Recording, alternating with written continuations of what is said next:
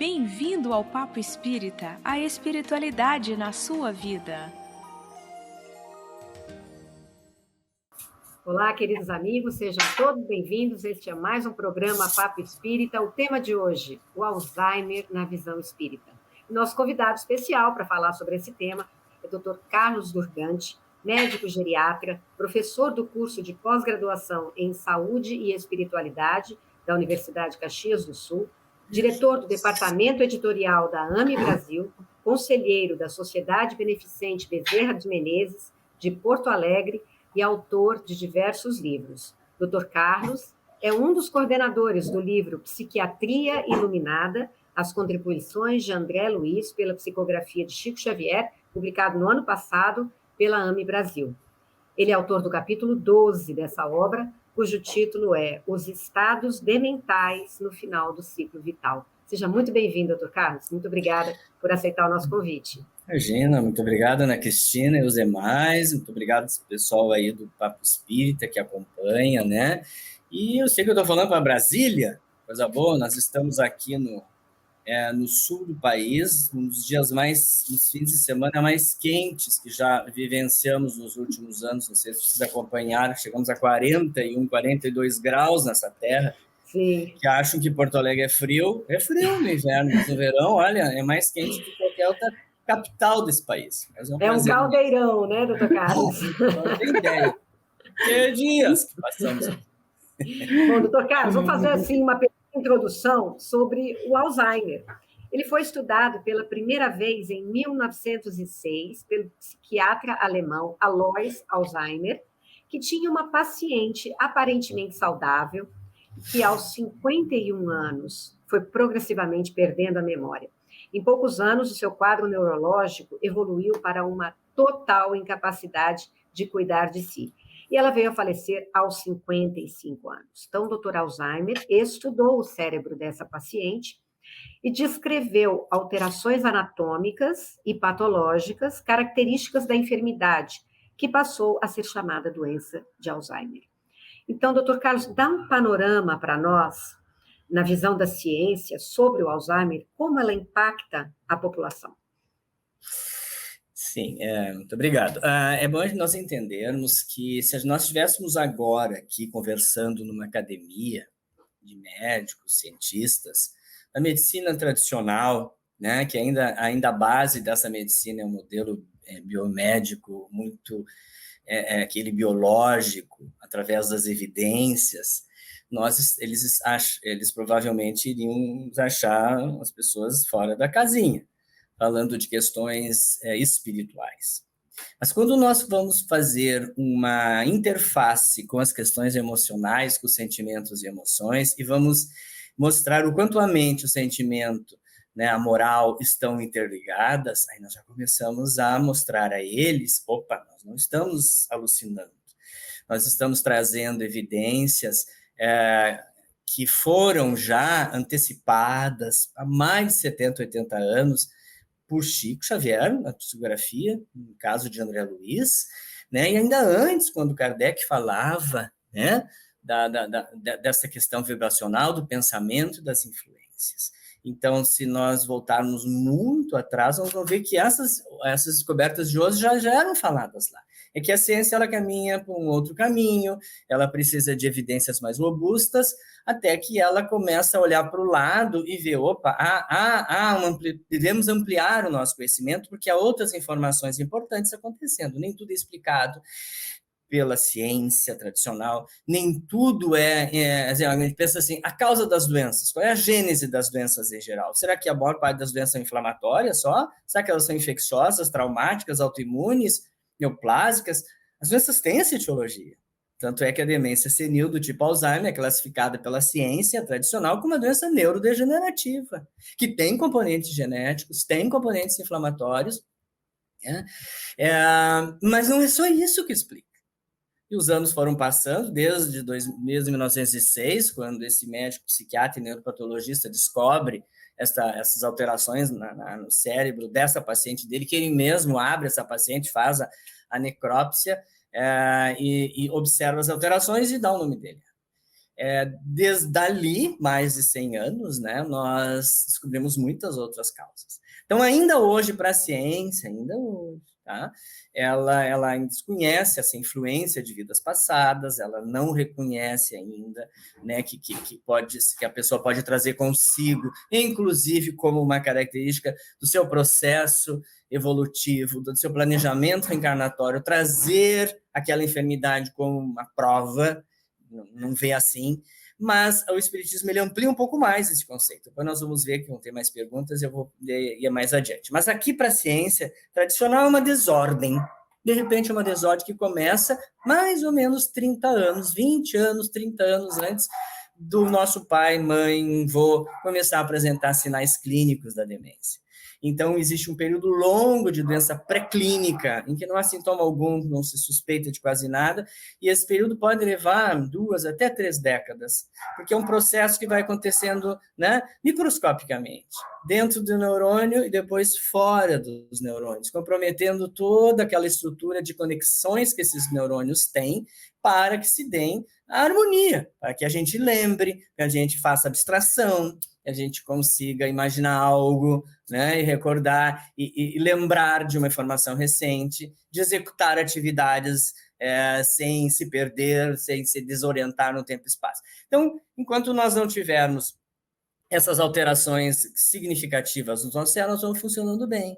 Mas a partir de um certo momento, essas alterações elas vão comprometendo tanto a função do cérebro que aparecem os sintomas. Eu gosto muito de comparar a parede do nosso quarto que dá para o banheiro.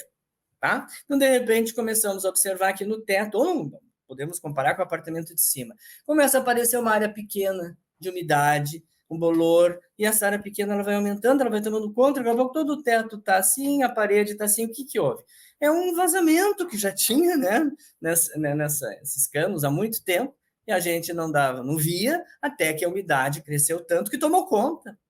Então, esse processo ele é progressivo dentro do cérebro. Ele começa em determinadas áreas cerebrais bem sutis e vai se alastrando, comprometendo outras áreas e, por conseguinte, as funções que aquelas áreas executam, né? Começa a comprometer a memória, principalmente, porque começa num centro da memória, e vai indo. A pessoa começa a ter alterações de comportamento, confusão, começa a ter dificuldade de estar atenta, de se comunicar, de formar um raciocínio adequado, e vai indo até que começa a ter comprometimento, né, daquilo que a gente chama de funções do comportamento.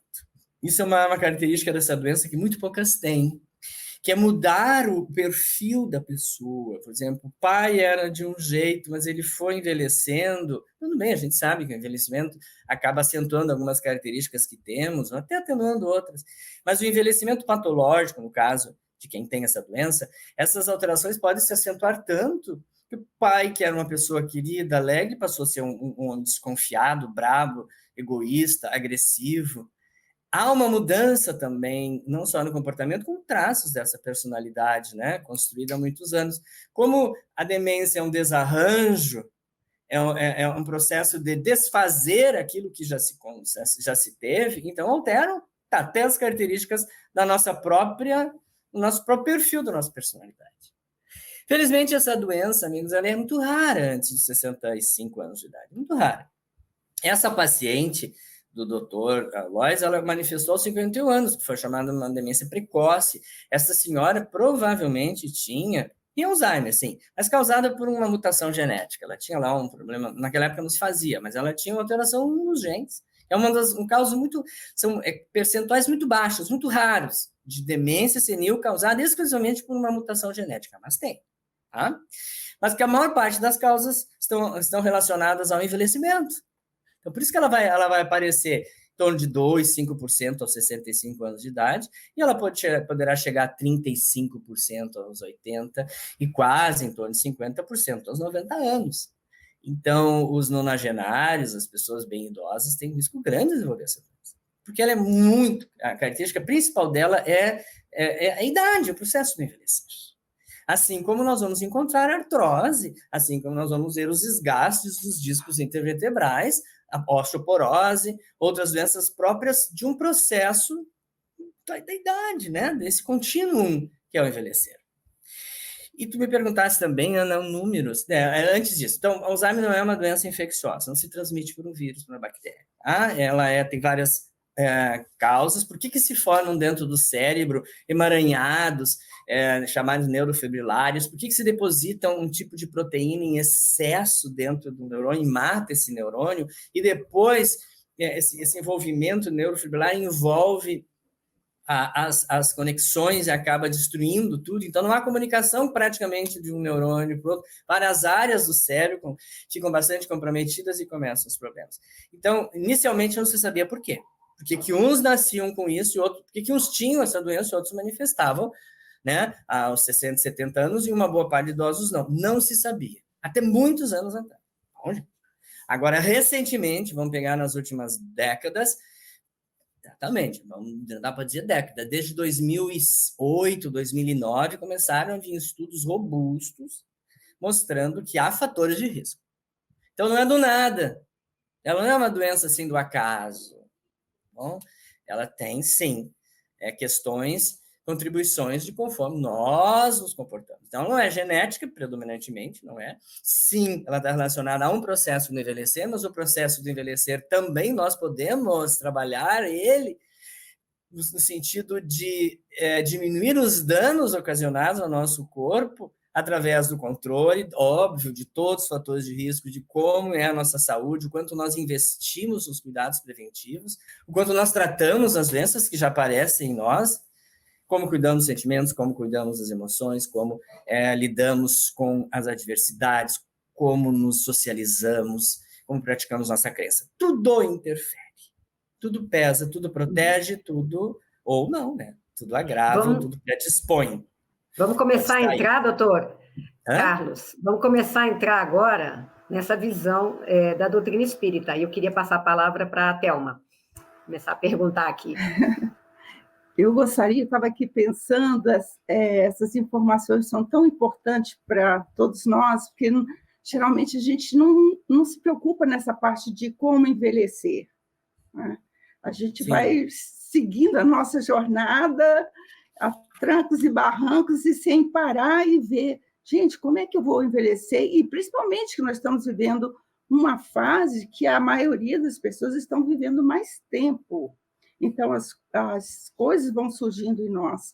Então, essa relação, até eu achei interessante eu falar do como envelhecer, e essa relação espiritual com a pessoa com essas influências espirituais, o contexto dela, levando a vida, influencia nesse processo dessa demência.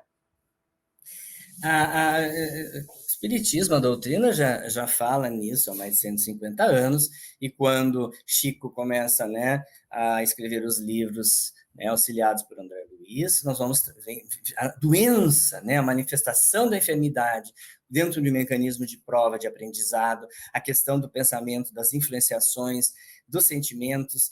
Isso se tornou muito impactante, ele se aprofundou bastante. E a ciência tradicional, um pouco depois disso, só para vocês terem uma ideia no linha do tempo, somente em 1939, falha a memória, 1937, foi criada nos Estados Unidos uma parte da medicina e da psicologia, uma disciplina, e depois se tornou, né, um conceito bem amplo, da psiconeuroimunologia, que foi um pouco depois, mas principalmente essa questão do comprometimento mental, do nosso estado mental, repercutindo no físico. Então, como nós somatizamos? Começa a surgir, então, esse conhecimento de psicossomática, que não é só o corpo por ele sofrer um trauma, por ele ter um desajuste nas suas funções bioquímicas, inflamatórias, imunológicas, seja o que for, genética, que ele adoece. Mas que algo além dele, mais potente, forte, que talvez essas alterações determinem o desajuste do físico. É quando o emocional está em desequilíbrio. Então, aí nós vamos começar a falar, a ciência norte-americana, onde é inaugurada, criada essa psicossomática, essa ciência, vai falar que quando houver desalinho, desequilíbrios, quando nós não tivermos abordado adequadamente as nossas questões emocionais e elas estiverem desequilibradas, vão repercutir aonde? Além do emocional, elas vão repercutir aonde? No sistema digestório, as pessoas vão ter problemas gastrointestinais, as pessoas vão ter problemas de pele, vão ter insônia, vão ter outras manifestações físicas em que a origem é o emocional. E aí ficou mais fácil, com o passar dos anos, também os estudos com espiritualidade acrescentarem outras causas do adoecimento humano, outras explicações de por que adoecemos, porque temos enfermidades.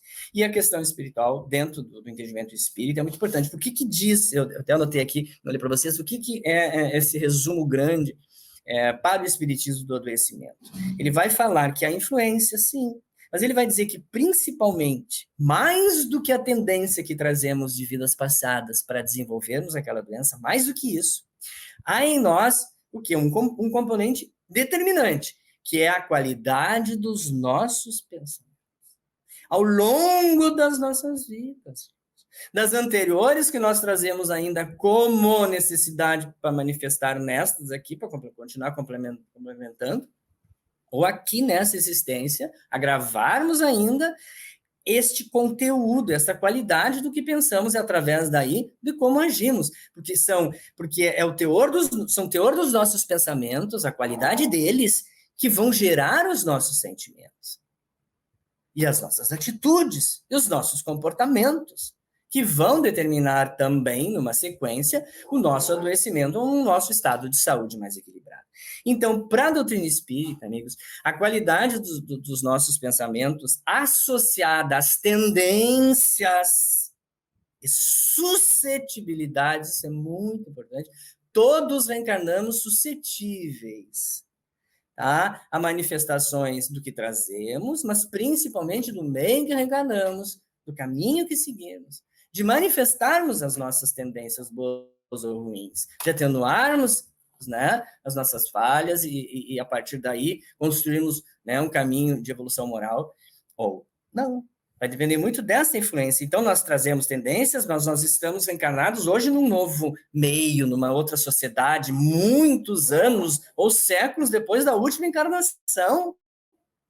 Então, nós temos uma influência muito, muito grande disso, mas trazemos as nossas tendências de vidas passadas. Então, resumindo assim, a qualidade dos nossos pensamentos associados às tendências e suscetibilidades de vidas passadas são os determinantes da gênese das doenças da visão espírita, na grande maioria delas, especialmente nas doenças crônicas. Tá? O espiritismo, então, ele acrescenta a esse conhecimento científico que já existe, que os determinantes kármicos, representados, então, por uma natureza de provas que temos a cumprir, em alguns, uma natureza de expiações, vão gerar essas predisposições mórbidas. Ou seja, poderão gerar as doenças, tanto físicas como mentais. Agora, é muito importante que fique claro para nós, poderão determinar, mas essas doenças, elas poderão surgir ou não surgir nesta vida. Mesmo que venhamos lá no nosso plano reencarnatório programados, olha, vou ter que passar por isso, é importante, eu entendi na minha vida anterior esse preparo para esta, mas eu reencarnarei num lar, eu passarei por vou ter uma profissão, vou ter uma família, então tudo isso vai me ajudando a entender que eu vou passar por aquilo, mas terei muita força e apoio. Às vezes eu nem desenvolverei. Então essa doença poderá surgir, poderá não surgir, pelas novas escolhas que fizemos nessa existência atual. Por isso da importância desses fatores que interferem, assim como geram as doenças físicas, amigos.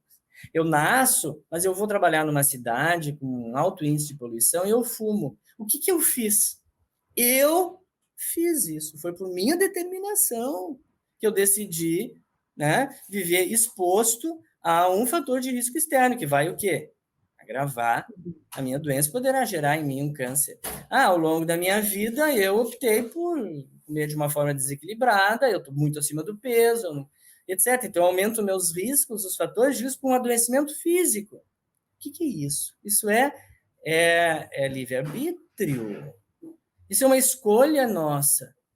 Agora, eu posso também ter escolhido uma vida muito mais saudável, fazer o possível para não desenvolver as doenças. Mesmo assim, eu poderia até tê-las, porque mesmo que a gente se cuide bastante, a gente pode desenvolver doenças, mas a chance que a gente tem de não desenvolver, inclusive, o Alzheimer lá na velhice, se cuidando desde muito cedo, é muito maior. Então, vamos passar para a Miriam, doutor Carlos. A Miriam tem uma questão aí que eu acho que ela está louca para fazer. Deixa eu não me perder aqui. Tá, Nossa, pode falar, olha, eu vou seguindo meus slides também, pode ir. Tá, a fala do Dr. Carlos deixa a gente pensando muito, né? Porque, na verdade, não apenas esse livro, mas a doutrina também tem nos trazido essa nossa autorresponsabilidade por nós mesmos, né? Porque até então, se a gente tem só uma visão materialista, é porque é genético, a culpa é dos meus pais, o gênio dos meus pais, a culpa é do vírus. Eu não tenho culpa, entendeu? Eu fui a vítima nessa história toda, nessa linha. E é interessante que quando a gente, né, doutor Carlos, quando a gente vai trazendo essa autorresponsabilidade, eu sou responsável pelas escolhas, sou eu que determino o meu estado de saúde ou de doença. Isso é uma quebra de paradigma enorme que nós, enquanto seres humanos, temos trazido por muitos anos, né? E a revelação de que o pensamento é uma linha de força, né, agindo no nosso corpo a benefício ou contra, né, esse nosso estado de saúde. Eu queria só retomar um pouquinho como é que as emoções, como é que nossos pensamentos, eles trabalham na construção desse Alzheimer. No capítulo do livro, eu li também uma fala importante sobre a culpa. É a culpa mesmo o grande vilão dessas emoções? Essa é a minha questão. Vamos ver. Vamos lá falar um pouquinho do pensamento. Eu gosto muito de citar Leon Denis, e Leon Denis fala no livro Ser o Destino da Dor, ele vai falar sobre o pensamento e vai nos dizer assim, que o pensamento é criador. Quando ele usa essa expressão criador, vocês têm ideia do que pode o pensamento fazer na gente, como criador de estados emocionais equilibrados de saúde ou de enfermidade. E ele diz que o pensamento, ele não atua somente em roda de nós, que vai influenciar os outros. A gente tem muito aquela coisa, né? O pensamento negativo pode atingir o outro, pode prejudicá-lo. Sim, a gente sabe, né? É uma energia potentíssima, com uma velocidade de alcance imensa. Lamentavelmente carregada de más intenções, também chega aos outros.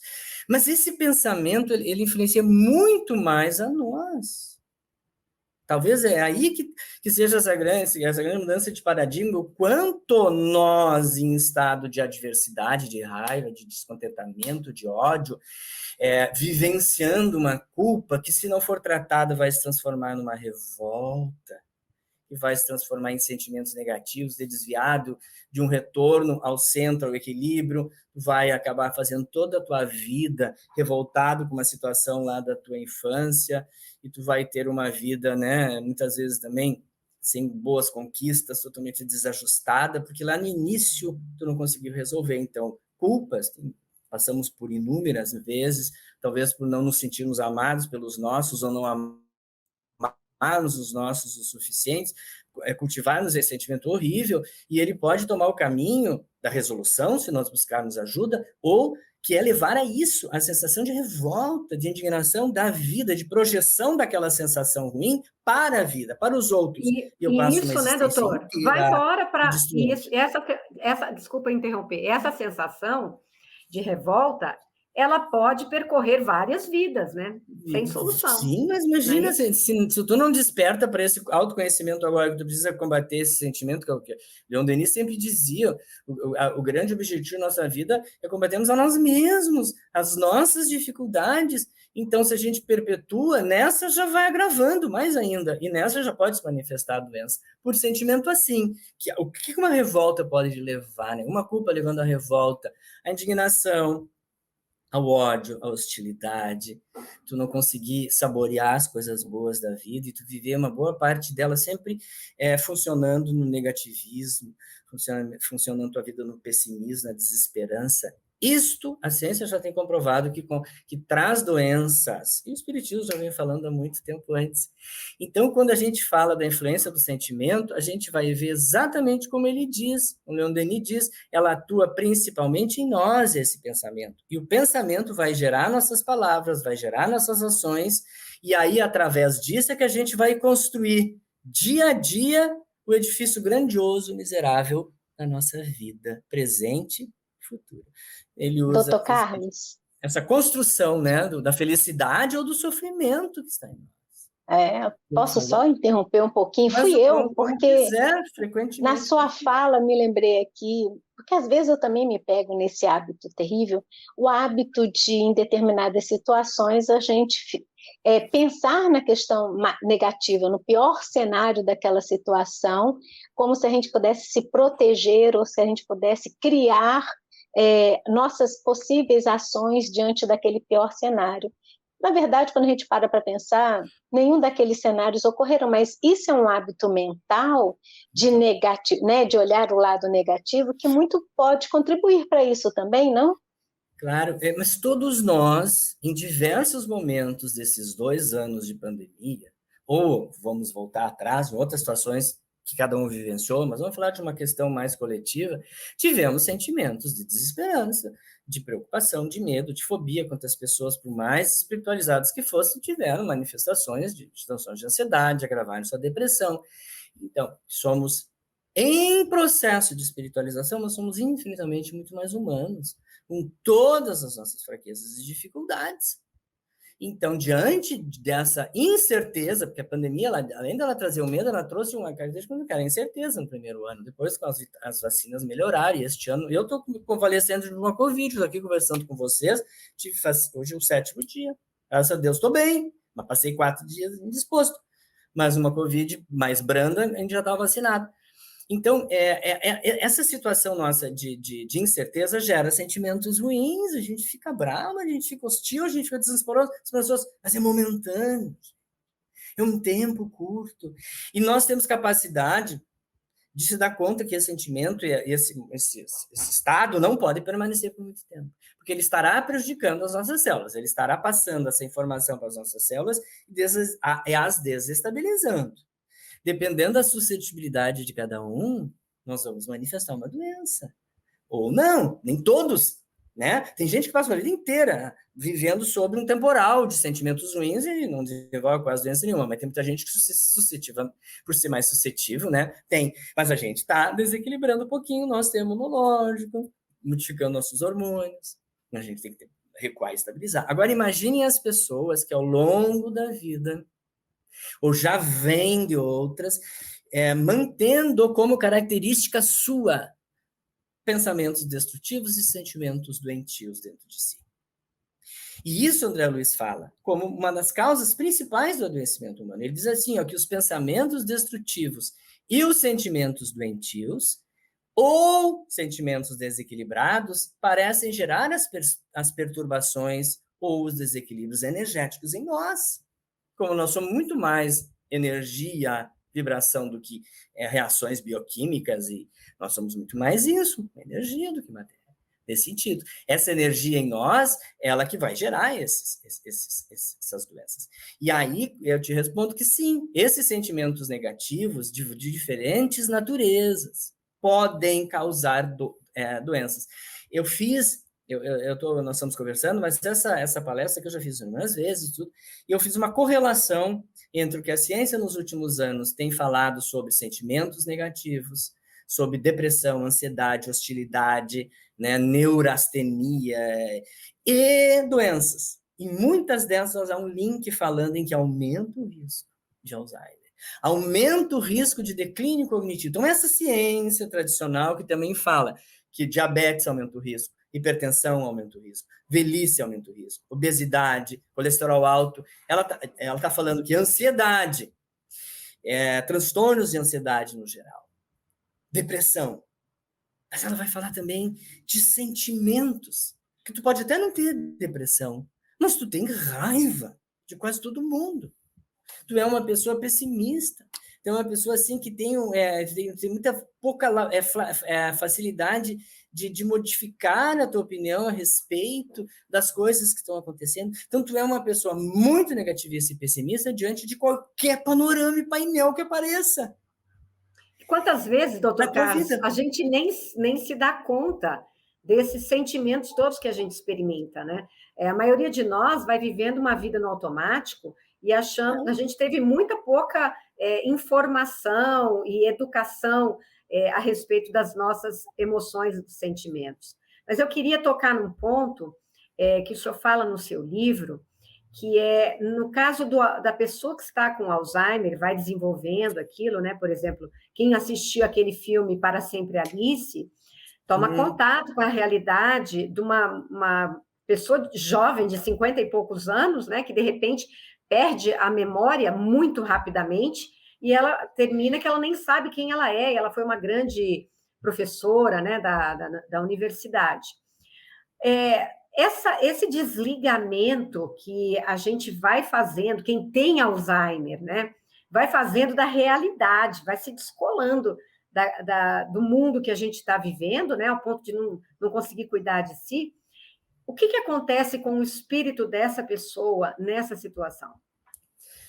Antes disso, assim, vamos entender que nem todas as doenças têm um processo evolutivo tão característico e específico como essa enfermidade. Hoje, com os recursos de prolongamento da vida, no sentido de que uma pessoa tem 80 anos, tem um quadro de demência, mas ela ainda interage e tem um problema de coração, ela poderá fazer um stent.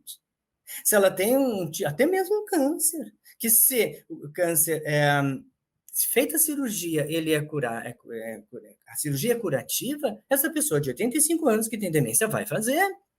Então, não tem como antigamente, que depois de uma certa idade não se intervia no idoso, não se investia na paciente. Ou porque achavam que o idoso não tinha mais por que fazer, ou é porque não tinha recurso. Hoje tem tudo isso.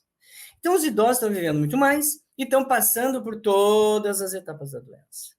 As medicações que nós temos, elas retardam um pouco a manifestação de algumas características típicas da doença, como delírios, alucinações, agitações, etc. Elas retardam um pouco as perdas também. Então, o paciente que com 7, 8 anos já estaria totalmente alienado, ele vai estar alienado com 14, 13.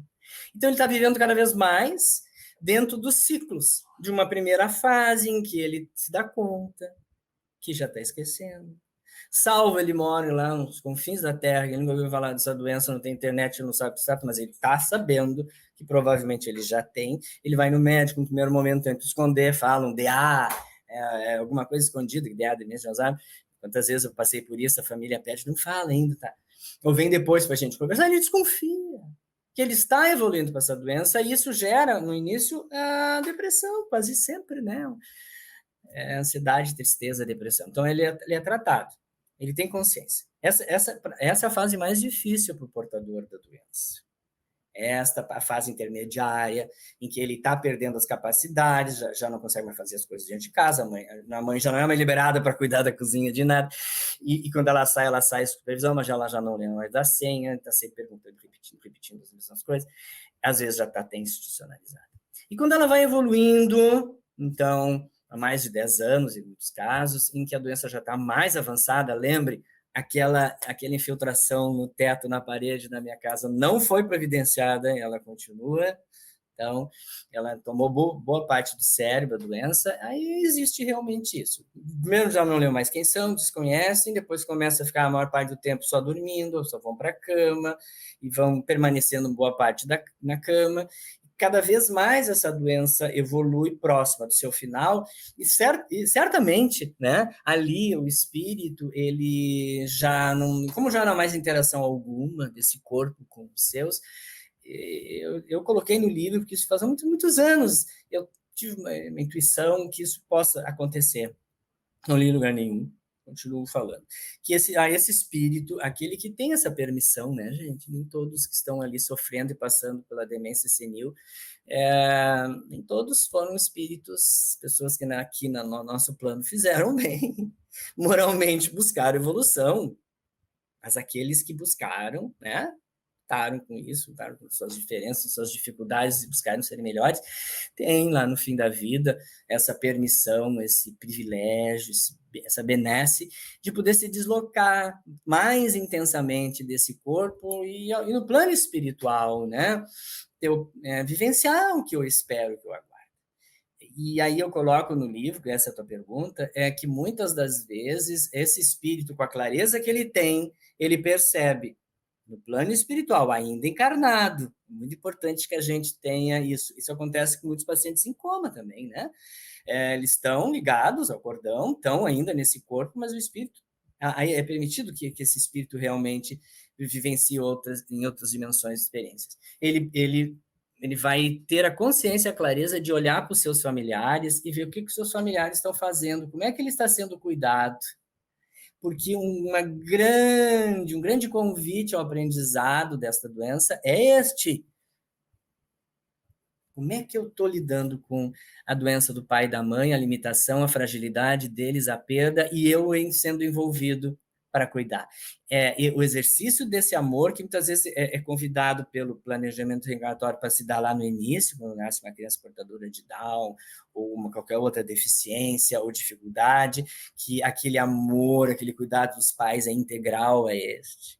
Então, o convite está sendo postergado, desta reparação, desse reajuste lá no fim da vida, que esses filhos já adultos, já com suas famílias, com seus problemas, com suas situações, têm que olhar para esses pais, estarem sendo convidados a cuidar, amar, cuidar, amar, trocar esses sentimentos tão importantes, que é bastante difícil. É mais fácil para o pai e a mãe, isso eu sei, eu tenho filhos, eu tenho até neto, eu sei, a gente faz. Deles, para nós, é mais difícil, né? Esta via que vai, ela vai assim, te larga tudo e faz tudo por eles. Mas quando a gente espera que essa via volte, nem sempre ela vem. Mas é um convite, né, a esse exercício do amor. E esse espírito pode estar vendo isso. Essa família que está em volta desta mãe amada, que cuidou muito deles, mesmo, ou até mesmo uma mãe que não foi tão afetiva, ou um pai que até foi ausente, que lá no fim da vida, por amor, eles conseguem se reunir. E será que estão cuidando bem? Ou estão vivendo desavenças? Será que esse espírito está vislumbrando o quê? Que seus familiares estão brigando pela herança que ficou? Será que estão brabos porque tem que, naquela noite, tal ser o filho que vai cuidar do pai e vai dormir com o pai? Será que isso está sendo motivo de raiva, de indignação, ou está sendo acolhido com amor? Então, essas necessidades que se impõem através da doença, são muito importantes para esse espírito. Porque ele pode estar vendo que aquela família só quer o dinheiro daquele pai, que não vê a hora dele morrer. Que essa família o institucionalizou e nunca visita, não quer saber. E esse sentimento que esse espírito vai ter que trabalhar, não é? Vai, porque tu vai aprendizado, né? Tempo. Se tu desencarna com esse ódio, com essa raiva dessa família que não te apoiou, bom, tu também terá que trabalhar em ti esse sentimento. Então, é muito complexa essa coisa. É muito importante que a gente entenda a oportunidade que tem, né? Por isso que quando a gente fala que a prova maior do Alzheimer é para os familiares, é porque há uma necessidade de aprendizado muito grande e de reforçar esses vínculos afetivos que talvez no passado não foram bons. Quantas vezes nós não sabemos, mas a gente pode deduzir que no passado esses vínculos energéticos, afetivos, eles eram doentios. Talvez esse mesmo pai que hoje é o pai doente com Alzheimer foi em vida passada também, né? Foi um filho, foi o pai, foi o esposo, foi a cônjuge e não cuidou e abandonou. E não teve coragem, não suportou. E agora ele está tendo uma oportunidade. Ou durante a vida, né, tiveram desavenças, né, filhos, discórdias, contendas de todo tipo, e que agora a vida, a doença, através dessa prova, né, de reforçar o nosso caráter,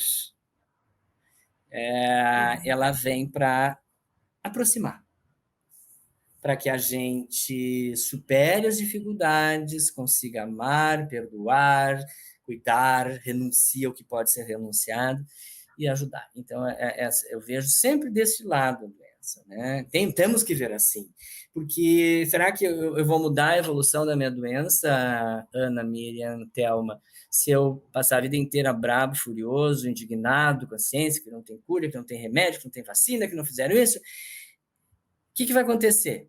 eu vou ficar cada vez pior como, né, essa pessoa, cada vez mais envolvida em sentimentos ruins e negativos. Eu não vou me ajudar em nada, não vou ajudar muito menos esse meu familiar. Então, amplia esse conhecimento, aceita, tenta desenvolver um mecanismo de aceitação, de resignação e colabora. Isso não foi em vão que está acontecendo na tua vida. Doutor Carlos, o tempo está acabando aqui do nosso programa. É muito rápido, o assunto é vasto, mas a gente tem que respeitar aqui o nosso tempo. Claro, sem dúvida. Então, eu queria que o senhor deixasse, né? O senhor é um médico geriatra, acompanha esses casos, todos esses dramas, com certeza, em consultório. Então, com o seu conhecimento, deixa para quem nos assiste, porque muitas pessoas estão não só atravessando a doença, como também envelhecendo, como todas nós aqui, e podemos estar preocupados se vamos desenvolver um Alzheimer no futuro, como também são parentes, né, familiares de alguém que está com Alzheimer, estão nesse processo de ter que se superar nos cuidados com essa doença. Então, qual seria a sua mensagem sobre como viver para evitar essa demência na velhice e como lidar para quem já está nesse processo com o Alzheimer?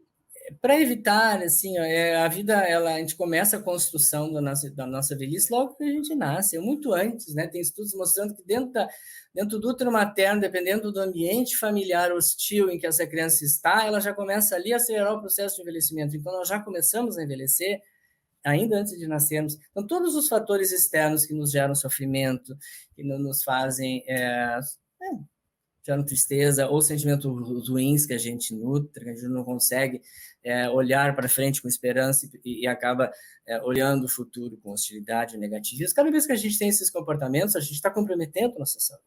Então, cuidar das emoções, cuidar do corpo no sentido de exercício, alimentar-se bem, sempre se socializar, a socialização é muito importante, ter uma crença, ter uma fé, todos são componentes que constroem saúde ao longo da vida.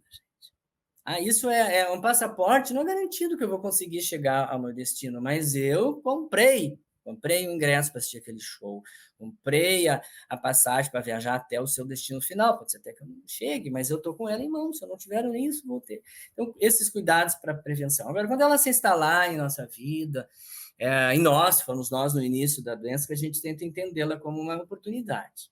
A gente sempre precisamos ver a doença à luz da espiritualidade maior como uma oportunidade de reajuste, uma oportunidade de nós praticarmos sentimentos que não conseguimos ter praticado adequadamente antes, são as virtudes cristãs, e a oportunidade de que essa doença está envolvendo a família, envolvendo sentimentos que essa família vai ter que lidar. Se ela vai lidar bem com isso, ela vai ficar com raiva, não vai aceitar. Então, a doença ela traz todo o envolvimento amplo, mas ela é uma grande oportunidade de reajuste e reparação que a vida está nos dando.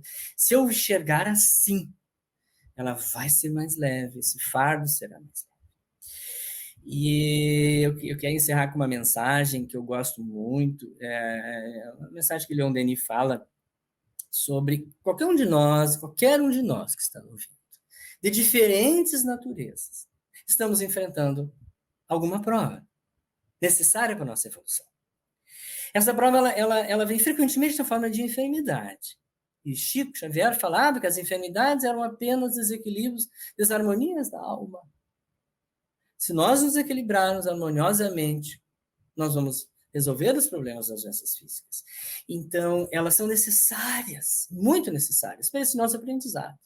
As provas podem vir de uma outra forma, com privações de diferentes naturezas, como eu costumo dizer. Mas como estamos falando da doença, o Alzheimer, frequentemente, é esta prova necessária, né? E tu, como único ou coletividade, envolvendo a família e teus amigos, está exposto. Então, utilize a crença, a tua fé, te volta para este Pai, esse Criador que te dá força para enfrentá-lo. E Leon Denis diz isso. Ele costuma dizer tudo que eu vou ler aqui do lado, que eu vou desviar um pouquinho o meu foco da visão. Ele diz, vinde a mim, eu vos aliviarei. Quando ele diz, vem a mim, eu, Cristo, eu, Jesus, eu, força, eu, vida, eu que sou, né, a origem.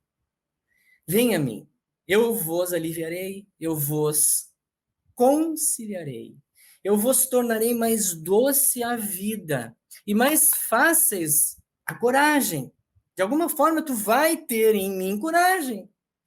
Eu e a consciência, mais suportáveis serão as tuas provas. Eu não vou necessariamente remover a tua prova.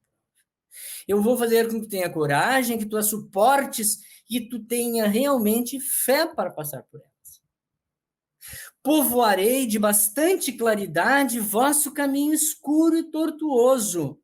Eu não vou tirar o caminho da prova. Eu vou te dar luz para que tu passe por ele com mais facilidade. Aos que sofrem, eu vou dar a esperança. Aos que procuram, eu vou conceder a luz. E aos que duvidam e desesperam, eu vou oferecer a certeza e a fé.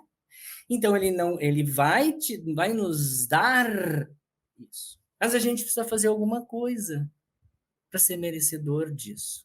Aí ele segue dizendo, sede irmãos, ajudai-vos, sustentai-vos na vossa marcha coletiva, porque ninguém está andando sozinho. E o vosso alvo, irmão, é mais elevado que o desta vida material e transitória, pois o alvo da tua vida consiste num futuro espiritual, que deve reunir-te com os membros de uma só família, chamada família espiritual. E lá, tu vais ter alívio, abrigo de todas as inquietações, de todas as necessidades, de todos os males.